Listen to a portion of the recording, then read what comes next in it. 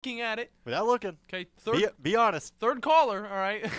We're probably not going to get anybody calling in on that. But 256-576-4977, if you guess the correct first Game of the Year winner from the Game Awards, which I only got into back in like 2017. But, I watched it and I was like, this isn't E3. I liked E3 because all the announcements and stuff, which I miss it. I do too. Can't wait until it comes back. I think I don't know what'll happen, but I know it's going to be way different when it does come back. But I always had a good time watching those on nice lazy weekends, But we got a lot of stuff coming up in this second hour. We want to remind you that this first hour has been brought to you by Fleming Roofing and Restoration, the guys you need to talk to about all your roofing needs. If you have any roofing problems, look them up online and fill out your free quote today. Remember, Fleming always shows up. Coming up, the cool segment of the show, we're going to be talking a little bit more about Derrick Henry's historical performance last night in the Titans' win against the Green Bay Packers, as well as my list that I'll be throwing at you guys of the college football's 12 best alternative uniforms of all time. That's per USA Today. Guys, you stick with us because we're going to have a lot of fun in this second hour. You've been listening to the Afternoon Blitz.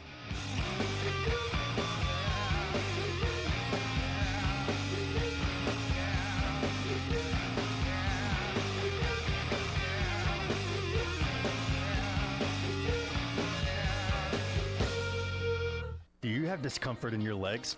Varicose veins can affect not only how your legs look, but how they feel. Symptoms of varicose veins include pain, swelling, aching, heaviness, and fatigue. Dr. Tracy Lowry of Best Vein Care of Huntsville can diagnose and treat your varicose veins with the latest minimally invasive techniques. Diagnosis and treatment is covered by most insurances. Call 256-715-7151 to schedule your free screening. Go to bestveincarehuntsville.com. Tom Luganbill here for my friends at Woody Anderson Ford. Bobby White and his team take great pride in their service department, and you can see it the moment you walk into those beautiful new service lanes. And just like a championship team, they all work together to make sure your experience is second to none, whether you drive a Ford or not. Also, check out the gold certified pre-owned inventory at Woody Anderson Ford for great deals every day. Stop by and see them at Jordan and Sparkman or at Woody Anderson of Madison on Hughes Road, or visit WoodyAndersonFord.com. TOC Sports has been there for you. Now, you're probably asking yourself, what does that mean?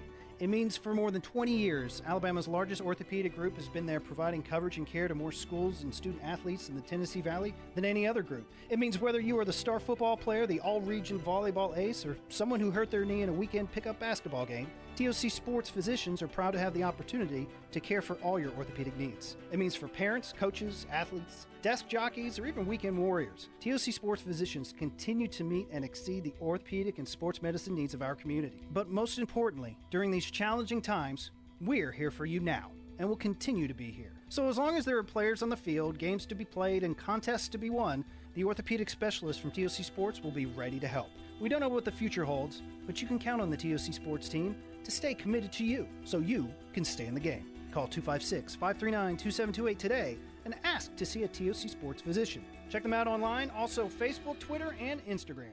Are you tired of chasing a roofing contractor to show up on time or even show up at all?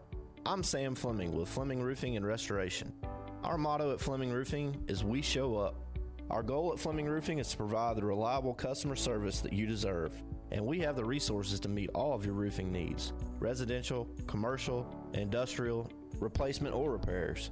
We are manufacturer certified for roof coatings, single-ply membranes, and asphalt shingles. Whenever you need a roofing professional you can count on, call Fleming Roofing and Restoration. We are committed to finding the solution that meets your needs. We don't have quotas or heavy-handed sales tactics. Fleming Roofing, we have expert experience. We show up. Free estimates, residential, commercial, industrial, replacement, or repairs. Check us out at FlemingHSV.com. FlemingHSV.com. When you need a quick response, it's Fleming Roofing and Restoration.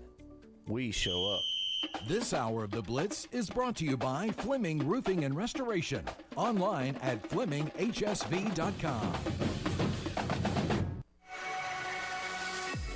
Welcome to the evolution of sports radio.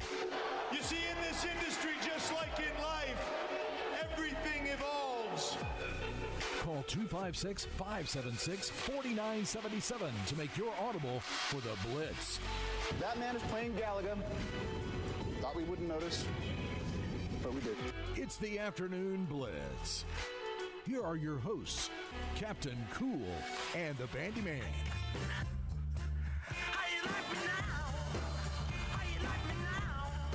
Hello, welcome back to the second hour here in No Man's Land on a funky Friday or fun Friday, Frederick Thomas Friday. I don't know. It's a Friday, guys. It's all that, and it's the weekend almost. Me and Manny got a long day here, but I am Captain Cool alongside the Bandi Man Bailey Lowry. Hello. You guys can follow us personally on Twitter. I'm at CPTCool420, and the Bandi Man is at BLowry2016. And if you want to follow us all together at The Blitz, you can follow us on Twitter at TheBlitz_sports and on Facebook at The Blitz Sports Radio, where you can catch all the streams, as well as on Twitch and YouTube if you're more of that guy, at WZZN TV, where you can communicate directly with us, and we will get back with you or start talking about whatever you bring up on the chat. So definitely think about that. And if you want to join in on any of the conversations, because we're going to get into some fun stories and also some fun lists, you can call us at 256-576-4977 and interject your feelings, guys. This hour, okay, I know the last hour was presented by Fleming, all right, like the ad said before we came back. But this hour is brought to you by Woody Anderson Ford, the best place To find the best cars. for the bestest of prices. That's right, guys. Go down to Woody Anderson Ford. Check out their nice little area. They got a beautiful setup down there where they got new Mustangs, new Ford Broncos, new Expeditions, and plenty of other cars for your likes. Okay, I don't know if that even made sense, but either way, guys, Christmas is coming up, and your kid might need a car. Getting out of high school. Get him a used car at Woody Anderson Ford, guys. They got some good prices and really, really cool cars. I remember we went down there and I was taking some looks at some nice little cars, and I might have to go by there one of these days and get myself a new ride. But that's just what's going down on that. And then you know what? We got to get into some stuff, okay?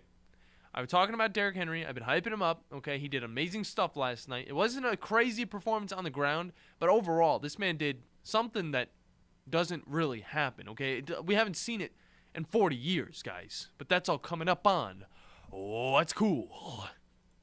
It's getting hot in here. Hot. So hot in here.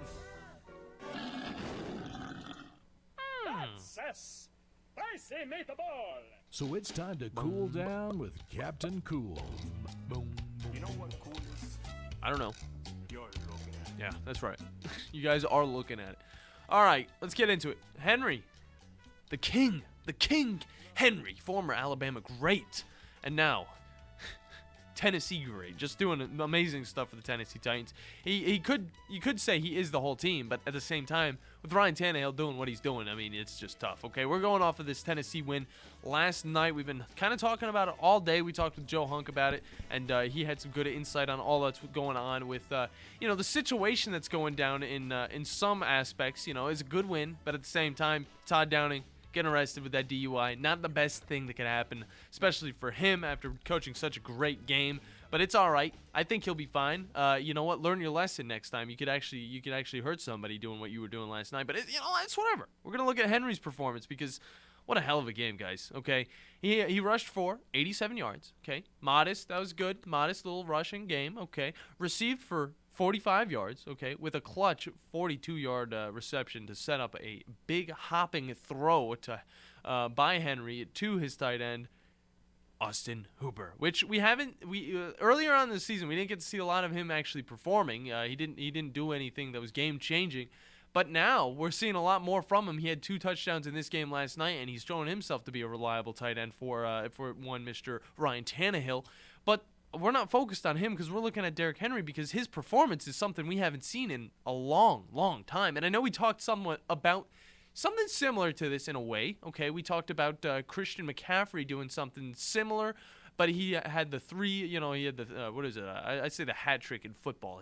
Like a passing touchdown, receiving, and rushing. Yep, he did all of that. Now, Henry did almost all of that, but it's okay because, it's Derrick Henry. He doesn't need to be, receiving touchdowns if he's running in and throwing them. So that's exactly what he did, okay? His performance was one for the history books, okay? He became the first player with at least 20 carries, 2 completions, a rushing touchdown, and a touchdown pass in the same game since Walter Payton. Oh, my goodness. Yeah, back in 1983. That's some stuff that's some ridiculous stuff, guys. First off, if you're a Tennessee fan, you're jumping out of your seat because you're like, Tennessee is they're legit this season, okay? We always have questions about them. They're like over legit, they're over average legitness, okay? Whereas with the Vikings, we thought maybe they're right in the middle until we saw them beat the Bills, which was a close game. So now we think, hey, now the Vikings are a little above average legitness, which is, like above, I would say above 75% good, Whereas like the Browns, they're sitting probably at like 30% good. Yeah.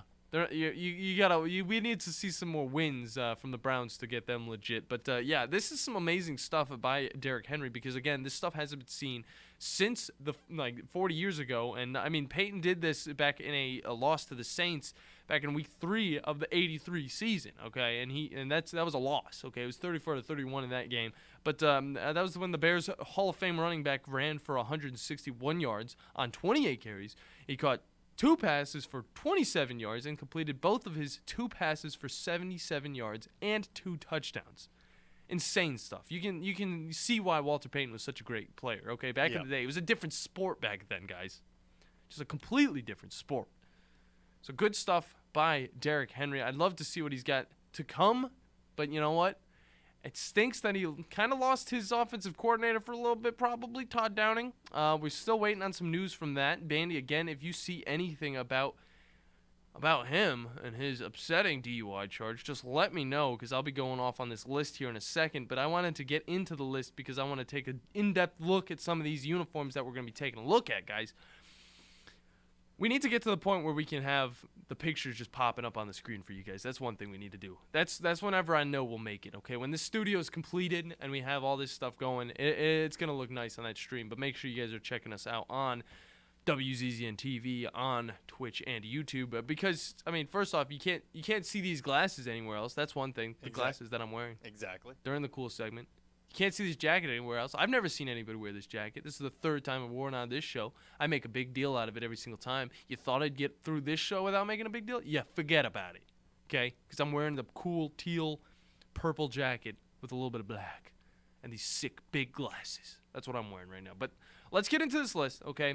According to USA Today, okay, the 12 best college football alternative uniforms of all time. All right. Now, I will talk about if I agree with some of these because there are a lot of uniforms in college football. So saying that you have the best, that's something, okay? That's a huge thing right there. Let's look at what we got here, okay? Sitting at number 12, we're looking at SMU's 2019 Dallas uniform. These are good. These are very cool. I mainly love the logo on the top of the helmet because they're the throwback. They look like they're from the 70s. It's the very 70s aesthetic. It's got the horse in the middle just doing his little run.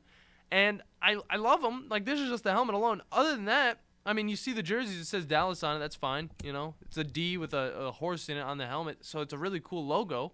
But they're white on white. So at the same time, although they're not like bizarre, which I don't base coolness off of the bizarreness, okay? Because I think the new Tennessee Vols uniform that they're going to be rocking against the Gamecocks this week is cool, even though it is very simple. I like the history. I wanted to talk a little bit more on that with Joe Hunk, but you know what? He had to get going, and he was holding us for a little too long.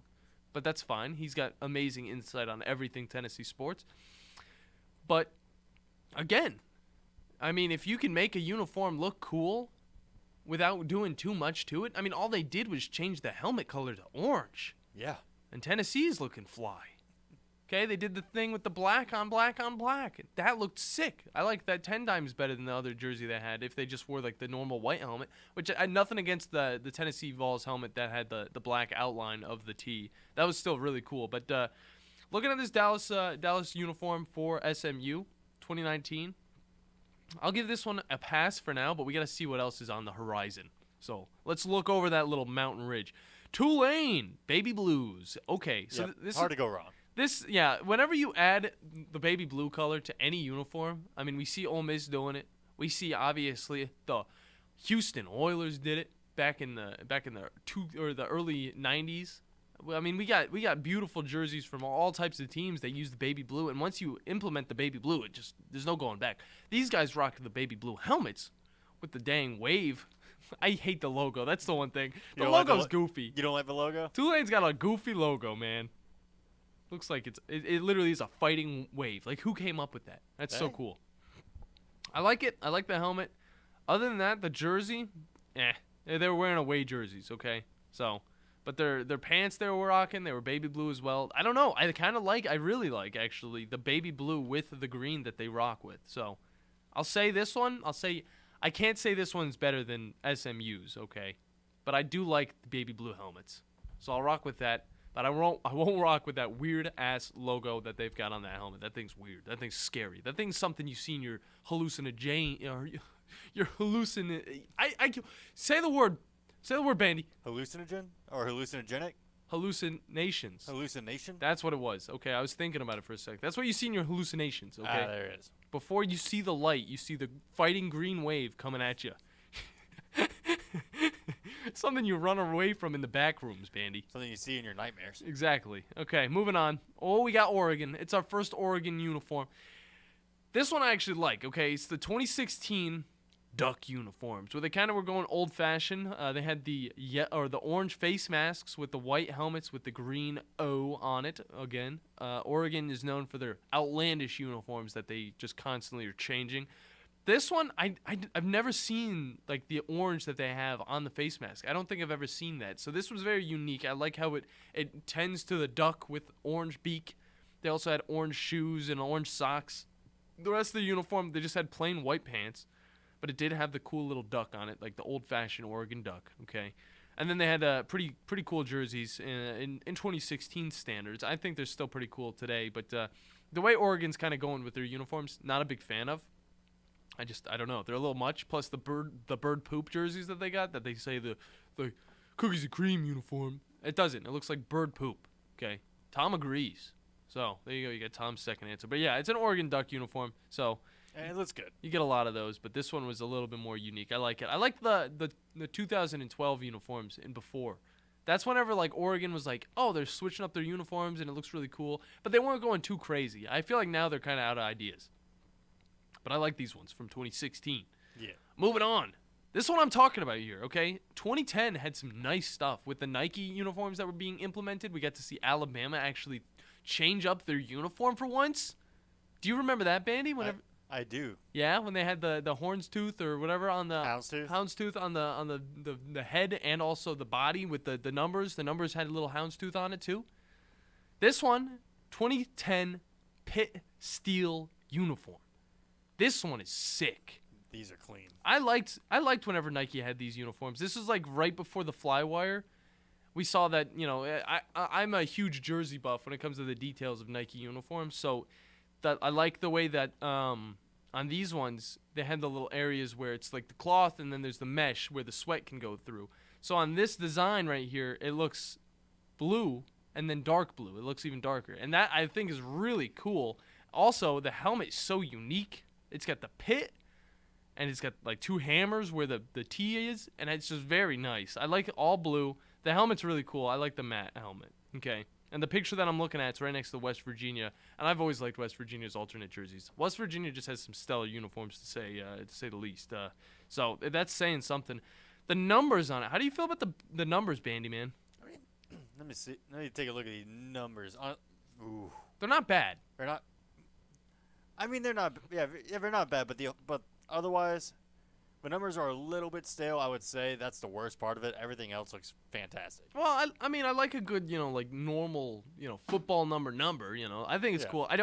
The little slice in the top right of these numbers, though, a little off, a little odd. A little weird. Yeah, but I think that overall they look cool because I mean it's like with Army. Whenever they wear their uniforms, they have some cool little details in it to give it that Army font. So that's the vibe I'm getting from the font of these numbers. But very cool. I will say this one deserves to be around here. It's a little outlandish. I feel like the Tom wouldn't like it because it's not very traditional. But you know what? I think it's cool because I'm Captain Cool and he's Tom Abraham. So let's move on, okay? This one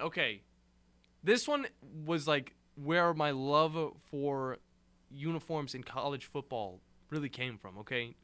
Navy's 2013 helmet against Army. Ooh, don't let Crawdad hear you say that. I know. I don't want him to hear me, okay? I can appreciate a good Army uniform. I can appreciate a good Navy uniform, okay? Which I hope we see some of those on the list.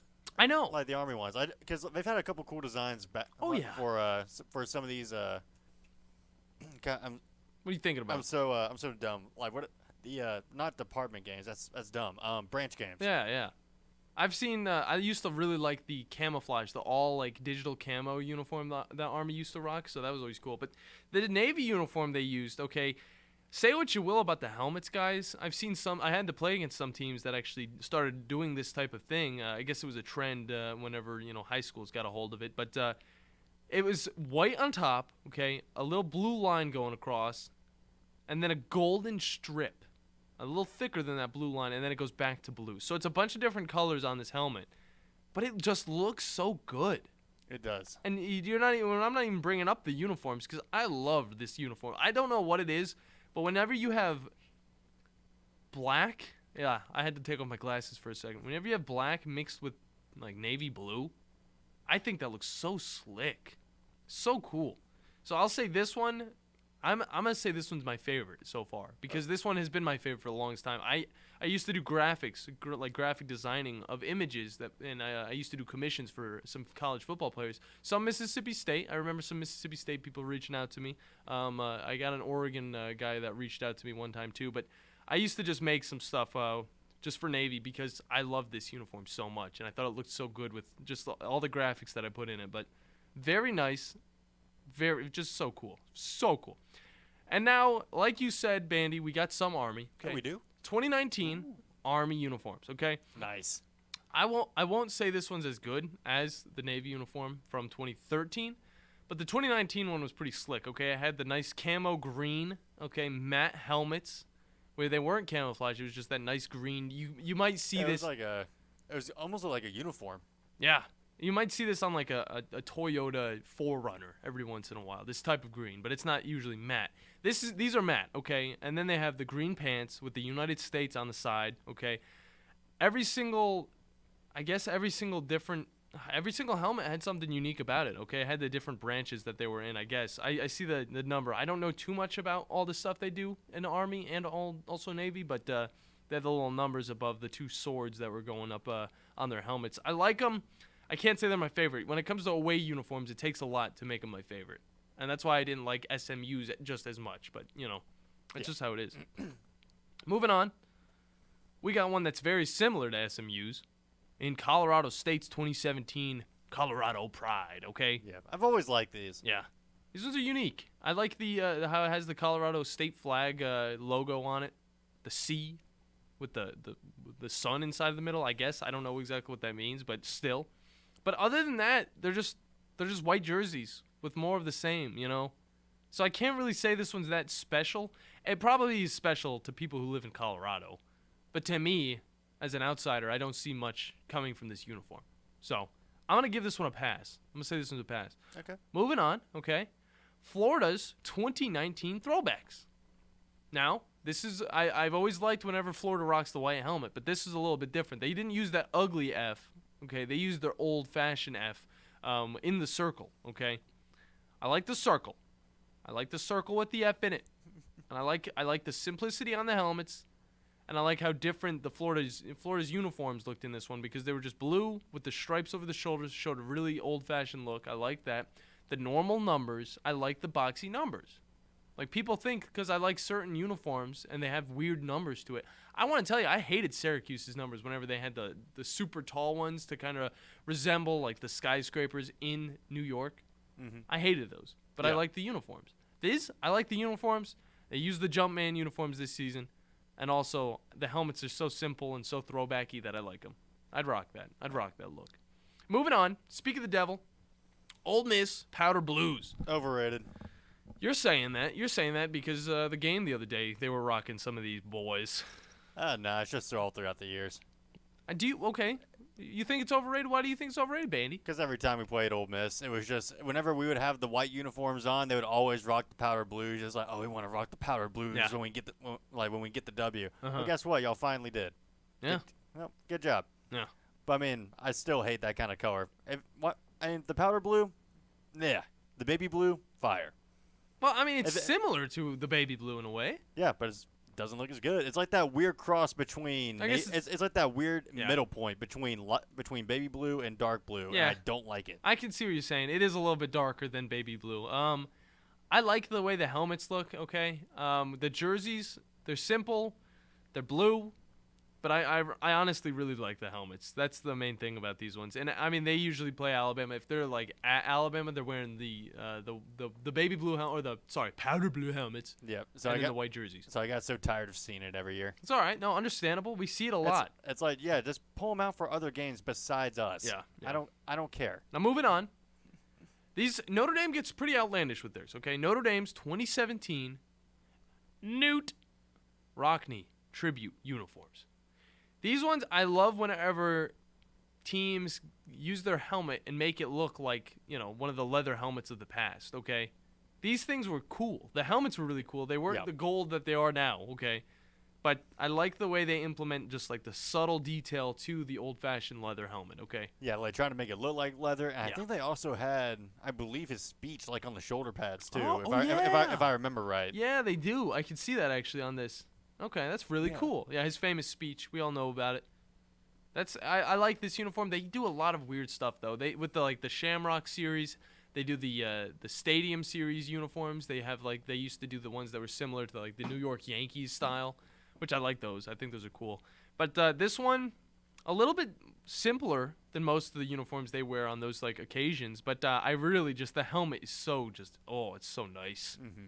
I like it. It reminds me of whenever the Redskins went for that all-brown helmet back in 2013 with Robert. I forgot his freaking name. I did too. I forgot his name. I was trying to help you out. I can't remember. Something RD3 or whatever. I don't know. RG3? RG3. That was Baylor. No, I'm talking about when he played for the Redskins. Oh. Yeah. Oh, you mean the Commanders? Well, back then they were the Redskins. I don't know. Either way. But who are they now? The Commanders. The Commander. Moving on. Okay, we got another all-white uniform. Purdue's 2019 moon landing uniform. This one's cool. I like the shoulder sides. I like the shine on the helmet. I really like the helmet. This is probably one of my favorite uniforms that's all white. Okay. Yeah, because I think it's got it's about celebrating Neil Armstrong, right? Yeah, I believe because he went to Purdue. Yeah, I believe so. So yeah, it's pretty cool. It's got a little space patch on the side of it. It's really really kind of cool. 50th anniversary of Purdue alum Neil Armstrong. That's what it was. Gotcha. Very cool. Very cool uniforms. Golden face masks. Moving on to one of my favorite uniforms back in the day. Okay, TCU, who always has some good uniforms. Okay, but this one was like, oh geez, like they're really stepping up their game. Okay, the tactical frog. Now this is again similar to what Alabama was doing when they changed up the uniforms just a little bit. A lot of teams were doing this with Nike. Okay, they had the frog scales on the helmet.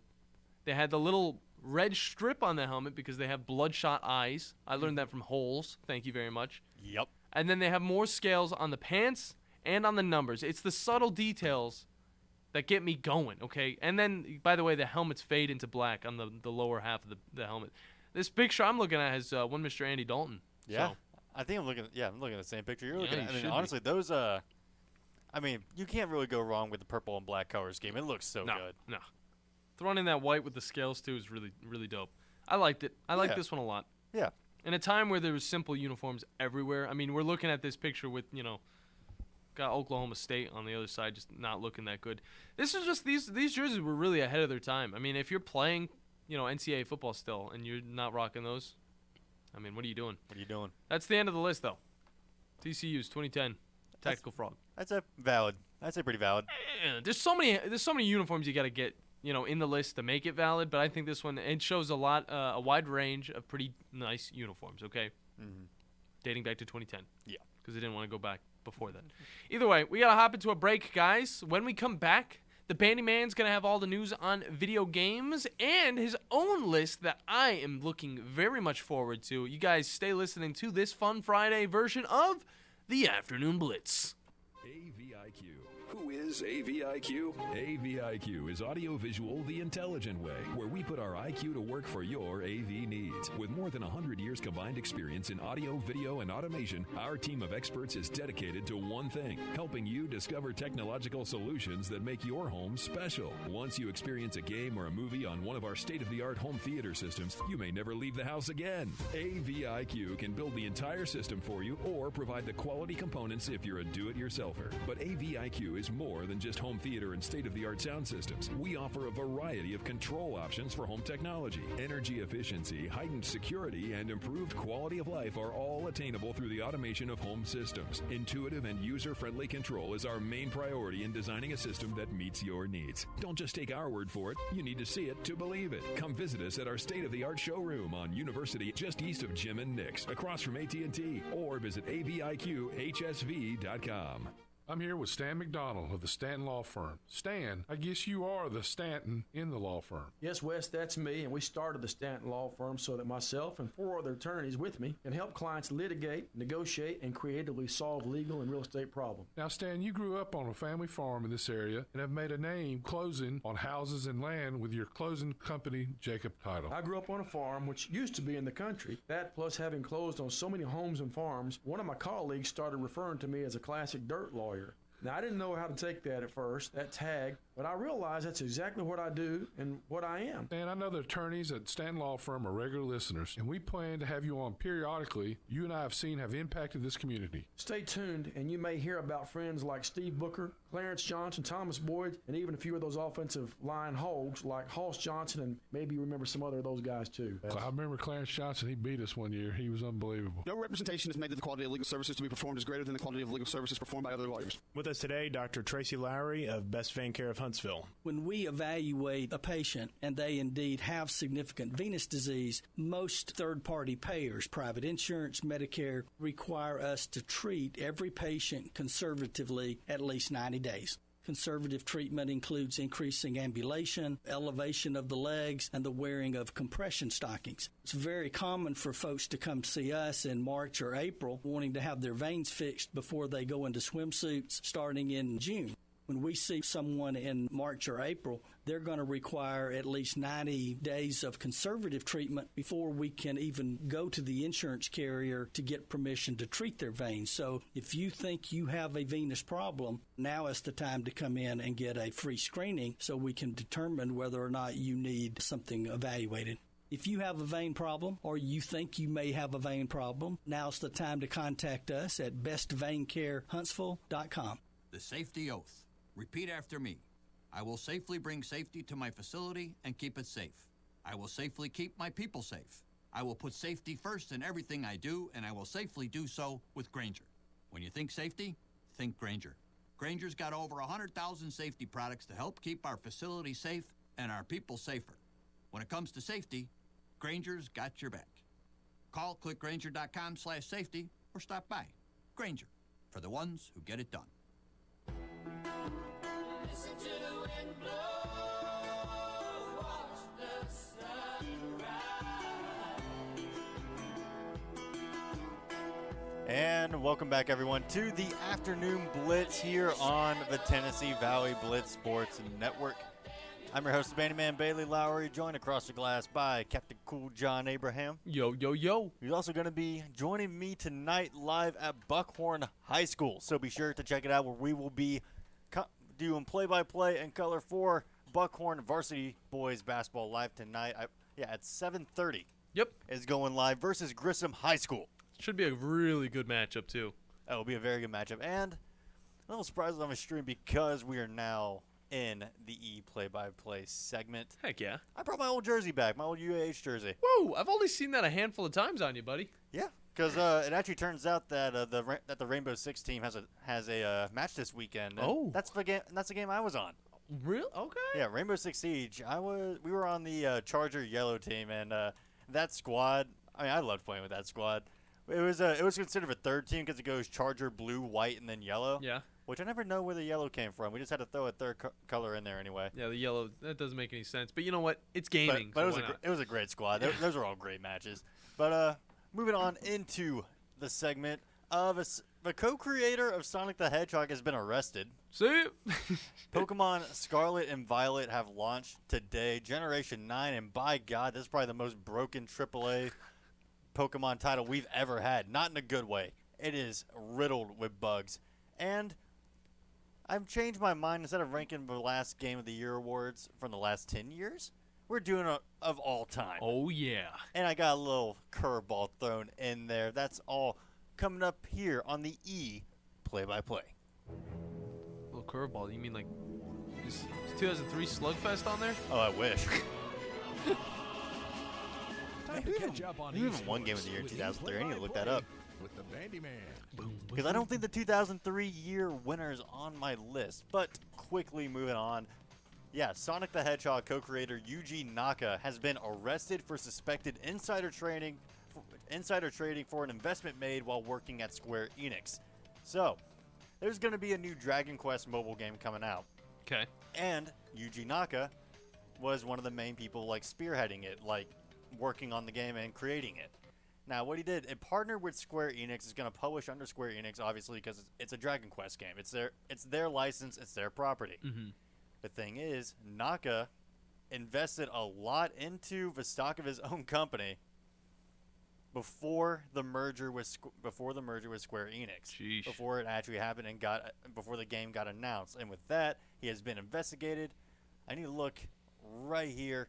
Yep. He allegedly bought 10,000 shares in Aiming, which is the developer of the mobile game, at a value of around $20,000, ahead of it announcing the Dragon Quest TAC mobile game in partnership with Square Enix. Now, the other employees arrested, because there were more than one, Taisuke Sasaki and Fumiaki Suzuki, allegedly purchased a combined total of 162,000 shares at a value of around $337,000. Sheesh. Sasaki is also alleged to have informed Yuji Naki, the Sonic creator, and Suzuki about the potential rise in value. So he has now been arrested in Japan. Oh. And you know what? I don't know. I haven't really been following Yuji Naka very much ever since he left Sega, but I know his last game was Balan Wonderworld or Balan Wonderland. I don't remember which title it is. I just remember that game being terrible. Dang. But you know what? You know what's also terrible? What? Bugs and glitches. And that's what Pokemon Scarlet and Violet is filled with. And I'm kind of sad to hear about it because I love the Pokemon franchise. It'll always have like that little special place in my heart. But man, just seeing like a brand new generation, like this is the next step forward in Pokemon. Like this is the new generation we're going to be focusing on. Yeah. What a rough way to start. Yeah, I mean, it's tough. They're kind of getting to the point where they're making games that actually take a lot more than just pixels and all that stuff. I mean, we saw that they go to 3D, and we got a lot of fun 3D moments with, and now they go to kind of an open world type of game starting last generation with what were they called last? Sword and Shield. Sword and Shield, yeah. And Sword and Shield was great. You know, it started off with a few bugs as well, but this one is taking the cake for probably the most buggy mess that has come out of Game Freak. And I love Sword and Shield, honestly, because I mean, I'm with a couple in the competitive Pokemon community, in that I think it's the best competitive Pokemon game. If you want to get into the competitive scene, it's the best barrier. It's the best game to get your entry into that. Yeah, I think so. They did a lot of quality of life stuff later on with DLC and all that fixed it, but that's not the point. From IGN themselves and their review of Scarlet and Violet, the frame rate is all over the place, dipping agonizingly low even when only a few effects such as flowing water or weather are on screen. Weather. Character models only a few feet away pop in and out, sometimes rapidly, or chug along at stop-motion animation speeds. Everything has a weird shimmery blur to it, and shadows frequently disappear and reappear suddenly and illogically. I spent an entire gym battle with one Pokemon halfway buried in the floor. It is by far the worst running Pokemon game I've ever played, and among the worst running AAA games I've played on the Switch so far. And yes, this is with the Day 1 patch, which I thought, like talking about yesterday, I thought that would fix a lot of the stuff that was popping up on Twitter, but apparently not. It hasn't fixed anything. In fact, new stuff is being discovered daily, or actually hourly at this rate. But either way, I'm hoping these problems get fixed and we can properly enjoy Generation 9 going forward. Now, on to my main list. Let's go. The top 10 games. This is a personal list. This is not from a website. None of that. I made this myself because all of these games I have played. Okay. The top 10 Game of the Year award winners. And I'm going to start off with a little bit of a curveball. Number 11. Okay. Honorable mentions. Because what used to happen, it stopped being a thing after 2003, and I can't think of a reason as to why. But there used to be a separate category for Game of the Year. It would be for consoles, for handhelds, and for PC. There would be a separate game for each one. Okay. And the handheld winner, and I believe 2002, SMS Chess. Chess won Game of the Year. Chess won Game of the Year. Literally just a normal chess game. I mean, we're in this far into our lives and this far into our world's creation, and chess wins back in 2002. Yeah. You gotta be kidding me. I had Madden 02 on the freaking Game Boy, and I had a lot of fun with that. I feel like that would be 10 times better than chess, but what do I know? Number 10, we're getting into the nitty-gritty. And honestly, this is a very hard list to make. Really thinking about it, this was hard. Yeah. Number 10, Portal 2. I love me some Portal 2. You got the years next to the names, so we know what years you're talking about? I do not have the years, actually. I just went for the names, but... You could just go for the names, that's fine. But people know. But you do have Game of the Year award winners. But you do have a good point. I still have the entire list. So Portal 2. Okay. Portal 2 won Game of the Year in 2011. Now, this is probably my favorite puzzle game ever. I love Portal 2. I've played it through maybe 2 or 3 times, and just still that betrayal of Wheatley still hits years later. Spoiler alert, but it's 11 years old. Yeah, it doesn't matter. You can buy it on Steam for $10. It's been ported so many times. And it's also probably the best co-op puzzle game too. I would think so, because the way it works, you each have your own portal gun, and the puzzles are built and crafted so well, and that you don't feel frustrated going through. It's more, if you get stuck, you start noticing a lot more of the little things around that can really help you solve it, and things just start to naturally click together. And then that way, it's very rewarding when you finally solve that one room that you've just been stuck on for maybe 45 minutes to an hour. And it's like, it doesn't feel like, oh, finally I made it through that room. It's more like, okay, I was an idiot. It's more like, how did I miss this? Yeah, Portal has been one of those games that's always, it's been around. It's always been around. People have always talked about it as being one of the better games ever made. But I've never I've never had the interest to really get into it and play it. So I would try it out with your girlfriend sometime when you can. It's a great co-op game. Okay, I might give it a try. Kind of like the It Takes Two, which is also It Takes Two also won. Did it not win Game of the Year? Oh no, it was in the running to win Game of the Year. I remember that. But kind of like It Takes Two, very good co-op game. Number 9, BioShock 1. Let's go. Came out and won Game of the Year in 2007, and I remember my first playthrough through this and just being absolutely in awe of what I was playing. Because in a way I was creeped out, but not to the point where I wanted to stop playing. I was getting that creeped out. It was more, I was really interested in what was going around me, but I was on edge the whole time because of just where you were, just so deep underwater. And just all the people around you that really want to hunt you down and murder you while you're trying to figure out this story. And it's a very well-written story with a very good twist at the end, which I won't spoil because that's the whole point of the story. Yeah, a lot of the BioShock games will have those twists at the end, and they don't make the game because the game settings that they go into and just the themes and all that are what make the game. But the twist at the end definitely help in making you remember at least exactly what went down and how you get screwed over. Number 8. Half-Life 2. Great game. Won Game of the Year in 2004. Sheesh. Now, we still do not have a Half-Life 3. I don't know if we ever will. It's honestly a long-forgotten hope at this point. If it happens, it happens. If it doesn't, it doesn't. But Half-Life 2 is still that really good single-player experience you can go back to where even though, the graphics, of course, look dated. It's 2004. Yeah. But it's still got that charm and a very gripping and engaging story with still the best silent protagonist I think that's ever been made in Gordon Freeman. Link? He's not silent. Yeah, well, Yeah, he yells. That's all he does. Yeah, I guess you're right. It's another game similar to Portal 2 and Portal. I've never played it, and I don't see myself really ever playing Half-Life, even though it's got all the praise that it can get. But I don't know. It's still pretty creepy too. Yeah. Even like despite its age and like it may not scare you with the visuals, it's still pretty creepy. Okay. Kind of like Fear. Fear's Oh. a good one if you haven't played it. Well, I played some Fear. Fear's good. Terrifying game. Number 7, God of War 2018. One game of the year in 2018. Oh, really? But I mean, what's already been said about this game that hasn't already? I mean, excuse me, a little itch in my throat. Excuse me. But supreme combat enhancement compared to the original series. Flows so much better, animation's better, story's fantastic, visuals are still outstanding. Stunning. Even on last gen hardware. Mm-hmm. Even Ragnarok looks good on PS4. But for real, what hasn't been said about this game already? I just wish the Steam version worked because I want to play it again. Yeah. But sadly, it just won't install for some reason. That's so sad. Whatever. Number 6, a game you're probably very familiar with, Halo Combat Evolved. Yes, sir. The one that started it all. Mm-hmm. The one that introduced an entire world to the Master Chief and to the Halo franchise. And my goodness, what an impact it made. This game was just spectacular. When it came out and just seeing my brother's reaction to it, he was just like in awe. Okay, I don't remember much because it was a long time ago about the release, but it's still like him playing the game and me watching it and stuff like that.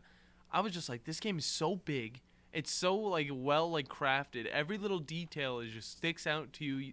The guys, all your like squad mates, pretty much that are following you around, they all have their own voice lines and they're all funny. And it was just like it was unnecessarily good. It was something you haven't seen in first-person shooters ever before, and it almost wasn't even created. So that's the crazy thing about it. Yeah, Halo Combat Evolved. It won Game of the Year in 2002. Same year SMS Chess won Best Handheld Game of the Year. Wow.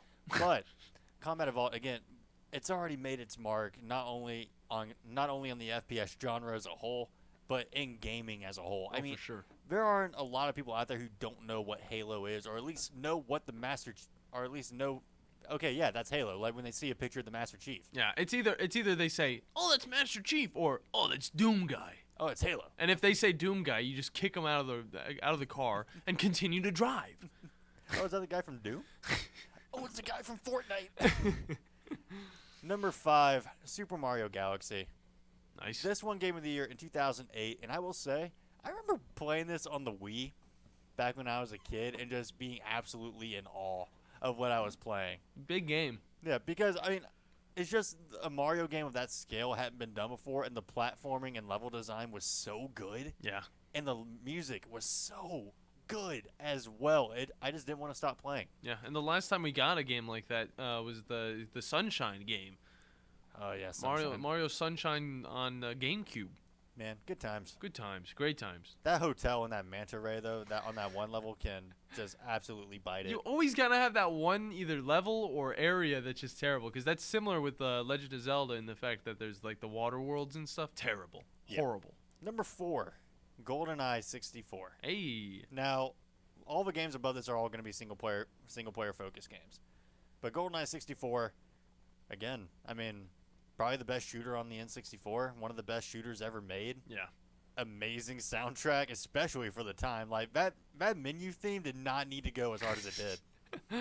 You're not lying, and I mean, obviously, if you go back to it and you play, it's not going to be as smooth as like playing Call of Duty nowadays. But still, like back then, it was groundbreaking. It's got the charm, and the gameplay still holds up. In a way. Yeah. In a way. I mean, as long as you're not playing multiplayer and you don't pick odd job. Yeah. Overpowered. We all know about that. Can't aim down. What is this? Number 3, The Last of Us, Part 1. Not Part 2. Part 2 is garbage. I will die on that hill. That's what I heard. Part 1, though, is one of the best single-player experiences and stories I've ever experienced. I will say that from the jump. If you are either looking just for a game to watch, like if you just want to watch the cutscenes like a movie or watch the story like a movie or just play through one of the most engaging stories and definitely heartfelt stories in a game, play The Last of Us Part 1. you will not be disappointed at all. That story hooks your heart, and it keeps you attached until the ending. Yeah, it's one of those good old PlayStation exclusive movie games that, like God of War now, where it's just like it looks like a cinematic the entire way through. It does. And I will say, I'll also go on this hill that 2018 is better than Ragnarok. There you go. You said that yesterday. Yeah, and Elden Ring will win Game of the Year. Number 2, Batman Arkham Asylum. Great game. Again, like these last 3 picks, these top 3, are all in my top 5 for my favorite experiences ever playing a video game. Yeah. Number 2, Arkham Asylum. My God, you want a game that truly makes you feel like the Batman is Arkham Asylum. You're not wrong. I mean, it's just so cool of a game. You start off bringing the Joker into the asylum in the first place. I've seen the opening to this game so many times because my brother played it on an emulator on his computer once. Then we played it on our Xbox 360. Then we played it on our Xbox One. It's just like any generation you get and you have this game, it's so worth playing. It's just the fighting's amazing, the story's great, and you are the Dark Knight. Yeah, the combat has aged like fine wine. Oh, the yeah. stealth missions, like the stealth mechanics and all that, like taking enemies down and like hanging them from the gargoyles and stuff, like by their feet, never gets old. Best detective game ever. And it's still cool, like, because all the stuff is still dynamic. So, like, go take one guy down at the end of the room, and then you hear the other ones panic at the other end. It's like, where'd he go? And then you see their heart rate went up, and then you skyline up to a thing again. It's like, oh, this is great. I think the funniest part is whenever you clearly just knock somebody out, and it looks like you just killed somebody, it still says they're breathing. They're just knocked out. Yeah. I think that's the funniest thing because Batman doesn't kill people, but in that game, the fists that you would throw at people's faces are like the most intense. So it's like, did I just kill this guy? And you just look at your little thing, like your heartbeat monitor, and you're like, oh, they're still alive. They're just sleeping. Yeah, I mean, it's pretty brutal because I remember, like, you'll hop onto a guy, like, you'll jump down, like, jump on their chest. It's like, oh, all right, he's taken down. It's like, yeah, nope. The one punch. It's like, okay. And then whenever he's like threatening them, knocked out. Yeah, he's threatening them, getting information, and then at the end he's just like, thanks, just punches them right in the face, and the impact you really feel it through the controller. Yeah, and then it's like, level up. It's like, good job, Batman. I keep forgetting to announce the years. Super Mario Galaxy 08, GoldenEye 64 was the first ever Game of the Year award winner. If you guessed, you got it right. If you didn't call in, you didn't get any right. In 1998. And then Last of Us, that was 2012? No, 2013. Jeez, I can't believe it's that old. 2013, and then Batman Arkham Asylum won Game of the Year. What do you think? It was in 2009. Really? 2009. Arkham City? Arkham Asylum. Or Arkham Asylum, sorry. Arkham Asylum. Arkham City didn't win Game of the Year. Yeah, I knew that much. It did get nominated, though. Was it 2009? That game looked so good. I thought it was at least 2011. It looked so good for 2009. Sheesh. And number 1 won Game of the Year in 1999. The Legend of Zelda Ocarina of Time. Let's go, Bailey. Now we're talking my language. I absolutely adore this game. And what's actually weird, I actually like Majora's Mask more from a gameplay standpoint. Same. But the thing is, with Ocarina of Time, not only just revolutionized 3D gaming, revolutionized RPGs, set the standard for how Legend of Zelda should be going forward, and set the standard for how adventure games should be going forward. Because I don't know what it was about that story that had me gripped. I'm like, how am I getting invested into a Zelda story? Because I hadn't been in the past very much. And then it's like, oh, the Great Deku Tree is dead. I'm just a child. What do I need to do? Like, what is I'm like, the entire fate of the world now rides on me now? I am a child. Yeah. This is not for me. That's funny. The game, it literally defines my childhood. It's Legend of Zelda and Halo that really are just like, when you think about me and my video game love, it came from those two games. Legend of Zelda, I have both the 3D versions on my 3DS, and I still go back and play them every once in a while, but nothing beats the original, just playing on the N64, having to save it every single time you have to like leave the game and all that stuff. It really is special, and I love Majora's Mask. The 3D system, not really my favorite, I'm going to say that, which is a part of the whole game. But I still just love it. There's something about it, the ocarina, you know, all that stuff, the masks you get. Just those 2 games I really put into one lump because we had both of them on the N64. And my brothers played a lot. I finally got to play it when I grew older, and now I can just play it all the time on the go with my little Nintendo DS. And what's crazy, what also got me a little bit more hooked on this game was there's a multiplayer mod that came out online. I never knew that. So you could play Ocarina of Time on a computer with your friends in real-time multiplayer. That's so cool. And you would share an inventory. So someone can be over-exploring Death Mountain, and you could be like in Zora's Domain doing all the stuff there. Yeah. And whatever he gets at Death Mountain is in your inventory now. That's and so vice cool. versa. And it was such a fun way to play the game. That's awesome. We did it with me and my friend did it with a randomizer, so all the items were random too. Yeah. And whatever chest you got, and it was a completely new way to experience Ocarina of Time. And I highly recommend it if you're able to do it. I remember early on in the YouTubes, I remember seeing mods on that game, and I was like, dude, how do I get that on the N64? It's crazy. But I never was able to because then I learned what mods were, and I was like, well, that's unfortunate. But either way, we're going to hop into a break, guys, to close out this second hour of the Afternoon Blitz. You stick with us because we're going to be talking a little bit of basketball and also some other stuff in this last segment. You're listening to the Afternoon Blitz. The Blitz has been called. Are you tired of chasing a roofing contractor to show up on time or even show up at all? I'm Sam Fleming with Fleming Roofing and Restoration. Our motto at Fleming Roofing is we show up. Our goal at Fleming Roofing is to provide the reliable customer service that you deserve. And we have the resources to meet all of your roofing needs: residential, commercial, industrial, replacement, or repairs. We are manufacturer certified for roof coatings, single-ply membranes, and asphalt shingles. Whenever you need a roofing professional you can count on, call Fleming Roofing and Restoration. We are committed to finding the solution that meets your needs. We don't have quotas or heavy-handed sales tactics. Fleming Roofing, we have expert experience. We show up. Free estimates. Residential, commercial, industrial, replacement, or repairs. Check us out at FlemingHSV.com. FlemingHSV.com. When you need a quick response, it's Fleming Roofing and Restoration. We show up. This is Wes Neighbors with Philip with Eagle Insulation, and we have an announcement to make. Yes, Wes, we are now Eagle Masonry and Insulation. Still a place to call for your installation needs, but now we offer masonry services. What kind of masonry projects can you handle? Wes, no job is too big, no job is too small. We can do renovations, new construction, outdoor fireplaces, fire pits, brick landscape borders. Well, when you came out to my house, you did both the insulation and masonry at the same time. You guys did rock for me, you did brick for me, and you insulated my house. That's usually done at the same time that you're building a house. Absolutely. It really capitalizes on 2 services you need at the same time, and you can get one company to handle both of those. Philip with Eagle Insulation will come out, do your installation. He'll do your masonry. They do a great job. They guarantee your work. Check out more online at insulatedwitheagle.com and schedule your free examination today. 256-755-1556. Thanks, Wes.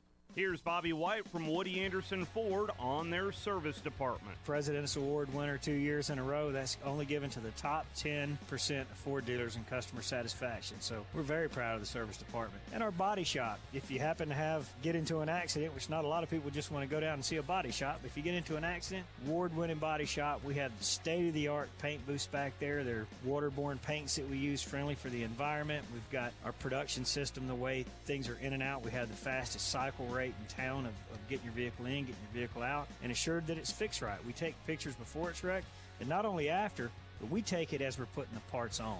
All done to above industry standards. So I'm proud of our body shop too.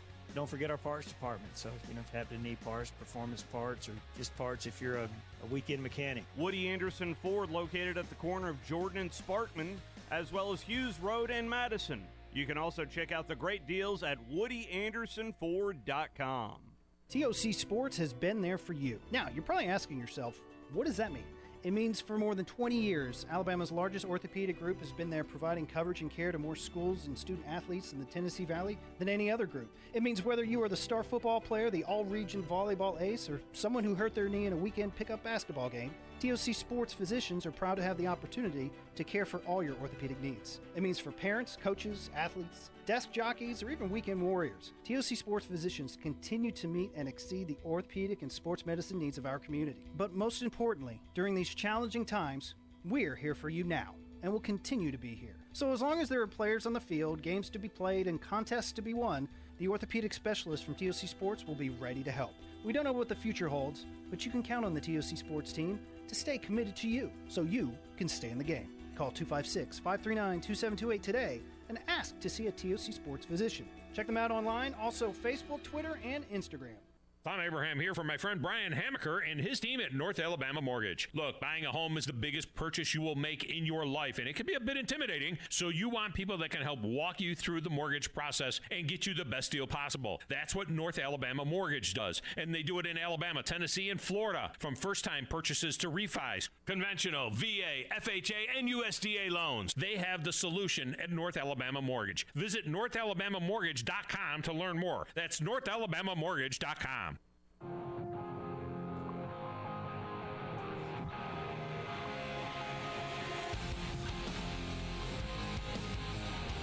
And welcome back, everyone, to the Afternoon Blitz here on the Tennessee Valley Blitz Sports Network. And we're about to actually run out of time here because right now, there's the music. But here's the thing. You can catch me and Captain Cool tonight live on the Zone 3 from Buckhorn High School for the Varsity Boys basketball contest against Grissom. Yeah, that's a live thing. But here's the thing. We're going to be live on the play-by-play, so be sure to check that out. And we got good Alabama basketball taking on the Jackson State Gamecocks over on Zone 2. And then Randolph's playoff football game. Oh, yeah. Live on the main feed over on 97.7 ESPN, the Zone FM, as well as on the app. So be sure to download it so you can check out all those contests tonight. And if none of those are your jam, hockey on Zone 4 with the Huntsville Havoc going up against the Roanoke Rail Dogs.